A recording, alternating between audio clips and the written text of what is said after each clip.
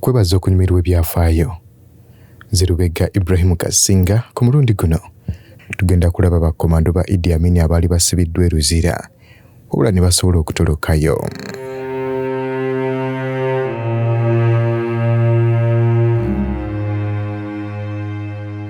Warrant officer to Stephen Sempagala abangi gwe bamanyi nga Sgt Kifulugunyu y'omu ku abo abatono abasobola okudduka ekibambulira ekyekomera ly'e Luzira ku ludda olwa Upper Prison. Mu 1981 Kifulugunyu ono ssaako n'abalala 7 baasobola okubeera nga batoloka okuva mu kkomera eryo eryali lifuuse akattiro buli lunaku. Sgt Kifulugunyu gwe twogerako yafa mu mwaka gwa 2017 ng'atemera mu gy'obukulu 8. Kifulugunyu ono yayingira eggye lya Uganda mu 1964 nga likyayitibwa Uganda Army, kyokka nga amagye yagannyuka mu 2011 nga lyafuuka UPDF. Maximum Security Prison ku kasozi ak'e Luzira lye lyasooka okuzimbwa gavumenti ya Uganda ne bateekako obukuumi obw'ekika ekya waggulu mu kaweefube w'okulaba nga basibiramu abasibe abaaliko mu magye. Nga Ssematalo asooka awedde, abaaliko mu Ssematalo oyo bwe baakomawo kigambibwa nti beenyigira mu kukola ebikolobero omwali okuddukanga mu makomera agaabeerangawo, okutta abantu ssaako n'ebikolobero ebirala. Wabula nti ng'omuntu bwe bamutwala mu kkomera lino ery'e Luzira aleka alaamye kubanga abantu abolerako ddala baabatirimbulirangyo. Era nga bw'oba otunudde ebitabo biraga nti abasibe abali eyo mu 5 be battibwa wakati w'1927 okutuuka 1957 bwe baasembayo okuttira omusibe mu kkomera eryo mu biseera by'abafuzi b'amatwale. Era ng'ebibalo biraga nti mu myaka 30 abasibe 18 be baatirimbulwa nga buli mwaka. Kyokka abafuzi b'amatwale nga bagenze, kigambibwa nti abasibe abaasembayo okubeera nga babattira mu kkomera lino gwali mwaka gwa 1999. Abasibe abawerera ddala 29 bwe baateekebwa ku kalabba, nga mu bano mwe mwali ne Haji Musa Sebirumbi okuva mu kitundu eky'Eruweero. Gavumenti ya Idi Amin bwe baagijjaako mu Aprili wa 1979, gavumenti ya Yusuf Lule yalagira abaali mu Uganda Army nga baali babakazaako magye ga Idi Amin okubeera nga gagenda eri ab'obuyinza babasunsule. Era nga bamu ku abo abaagenda ku Barracks y'e Makindye mu Kampala mwe mwali Kifulugunyu. Wabula Kifulugunyu ono n'abalala bangi bwe baagenda ku Barracks y'e Makindye baakwatibwa ne baggalirwa, era nti oluvannyuma lwa wiiki 2 nga bano baliyo mu 6 babakwata ne babatwala e Luzira. Ekikolobero bano kye baakola kye baali babalanga kubanga baali bamagye ku mulembe gwa Idi Amin, nga bano be baali balina okusasulira ebikolobero byonna ebyakolebwa wakati w'1971 ne 1979. Nga wayiseewo ennaku ntono bano nga bateereddwa mu kkomera lino, zaaleeta minisita omubeezi owa Defense Yoweri Museveni n'abakyalirako. Okusinziira ku mugenzi Kifulugunyu yategeeza nti Museveni mu kwogerako gye bali yabategeeza nti abo balina ebikolobero bye baakola balina okubisasulira, ng'ate bo abatalina bikolobero bye baakola bagenda kubata bagende bali butaala. Ebigambo bya minisita byazzaamu bangi essuubi, ne batandika okweteekateeka nga balowooza mu myezi mitono nnyo bagenda kuweebwa amazima n'obwenkanya. Nti kyokka wayita myezi nga balinze obwenkanya tebabulaba, ekyaviiramu abamu ku bo okutandika okuteekateeka okutoloka mu kkomera eryo. Obukodyo obutoloka ku mulabe singa abeera akutte bwe bumu ku bukodyo obuweebwa bakomando. Era nga abasibe bano abaali mu Upper Prison e Luzira abasinga baali bakomando abaatendekebwa Isirayiri, Greece, Russia, Czechoslovakia ssaako n'amawanga amalala. Era nga bano baasisinkananga mu kkomera enfunda eziwera okuteesa ku ngeri gye bajja okutolokamu.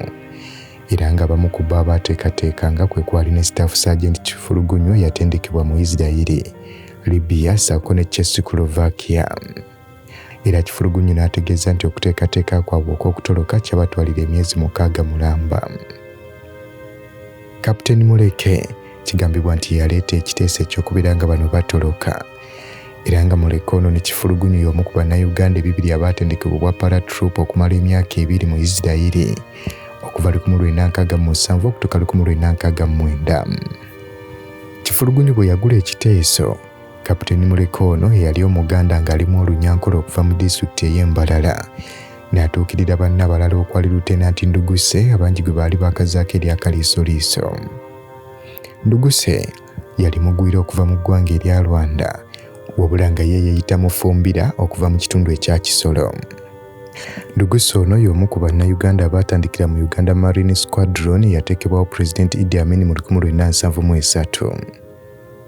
Abasatu bano bakkiriziganya okubeera nga bafunayo bakkomanda abalala okwali Captain Johnson Kasenge, Sgt Ida Ajuga, Muhammad Sadiiki ssaako Kopolo Kamuhanda ng'ono yali munyankole okuva e Bushenyi. Ku lunaku olw'okutoloka A'udhu billahi minash shaitani rajim. Bismillahir rahmanir rahim. Assalamu alaikum wa rahmatullahi wa barakatuhu. Nze Haji Kaboggoza omusomi w'edduwa ntereeza ensonga z'amaka ebyenfuna n'endwadde ezitategeerekeka. Haji Kaboggoza omusomi w'edduwa nsiŋŋaanibwa ekitigoma ku lw'ejjinja. Bw'obanga otuuse ekitigoma mu ttawuni ku stage osobola okuba ku nnamba z'essimu ezo z'olaba zitambula. Gwe wenna ali ewala oyinza okuyita ku mukutu gwaffe ogwa WhatsApp ku layini eyo eya MTN obudde bwonna mbeerako. Ku lunaku olw'okutoloka bano baali beesunga okubeera nga Christmas ebasanga nga bavudde mu kkomera bwe batyo ne basalawo okutoloka mu Novemba 1981. Ku lunaku lwennyini bano baali bateesezza kubeera nga batoloka budde bwa kiro. Era essaawa bwe zamala okuyita mu mukaaga ogw'ekiro bano buli omu n'ava mu kasenge gye yali asula okugenda okusisinkana banne we baateesa. Bano we baasisinkana ekyali kiddako kwali kuwalampa kisenge kya fuuti 12. Bano baakola akadaala nga Kopolo Kamuhanda ye yasooka ku kisenge munne n'amulinnyako ku bibegabega. Olwo owookubiri naye n'alinnyibwako omulala ku bibegabega okutuuka bonna bwe baggwayo ne bagenda waggulu ku kisenge. Bano bonna nga batuuse waggulu ku kisenge baatandika okwewalula nga boolekera ku geeti ennene. Nti wabula ate ebyembi ekisenge okuliraana geeti ennene kyo kiwanvu nga kiri mu fuuti 15. Omuntu tasobola kubeera ng'akibuuka n'agwa wansi. Captain Kamuhanda yali abakulembeddemu bano yali akutte omuguwa nga kuliko ebitutto bya mirundi 3. Omuguwa guno yagukasuka ne guloba mu poya fulaga eyali ey'ekyuma. Nga gumaze okubeera nga gunywera bano baatandika okuba nga bavaayo mpolampola nga bwe bakka wansi. Era nga baali bateesezza nti bwe batuuka wansi buli omu agenda kukwata kkubo lye yekka. Nga bakimanyi bwe batambulira awamu kibeera kyangu okubabuuza lwaki batambula ekiro. Bano nga tebannasimbula baali bateesezza yadde nga buli omu agenda kutambula yekka wabula bagenda kusisinkana ku Silver Springs Hotel e Bugoloobi. Kubanga bwe baabeereranga mu kkomera baawuliranga omuziki nga gufubutukayo buli kaseera. Ekyali kibatwala eno baali baagala bagende bafune ku ssente ssaako n'okumanya amawulire kye gaali gagamba. Amawulire bwe gaatuuka ku basirikale b'ekkomera nti bakkomando ba Idi Amin badduse bagenda okutuuka ku main gate y'aba prison baasangawo omuguwa bano kwe baayitira. Bakkomando bano nga tebannaba kuva mu kkomera lino baali bakkiriziganyizza nti nga wayise ennaku 14 nga bamaze okutoloka baakubeera nga basisinkana mu kitundu eky'ekisenyi. Ennaku ezo nga ziweddeko bano baasisinkanira Nduguse n'abategeeza nti bagende e Rwanda kubanga Pulezidenti waayo Habyarimana yali ayagala Abanyarwanda abaaliko mu Uganda Army okubeera nga baddayo bayingira eggye ly'eggwanga erya Rwanda. Era Kapiteeni Kamuhanda ssaako Kapiteeni Muleke bakkiriziganya okubeera nga bagenda n'Enduguse mu ggwanga eryo erya Rwanda. Era Sgt Kifulugunyu bwe yali nga tannafa yategeeza nti gwe gwali omulundi ogwasembayo okubeera nga alaba ku banne okuli Kapiteeni Kamuhanda ssaako ne Kapiteeni Muleke. Bali banne nga basazeewo okugenda e Rwanda. Ye Kifulugunyu bwe yava mu Kisenyi yasalawo okubeera ng'agenda Kassanda mu kitundu eky'Emityana ng'eno gye yava ne yeegatta ku ggye lya Yoweri Museveni. Wabula Kifulugunyu okuyingira eggye lya NRA n'Enduguse naye yali yingira.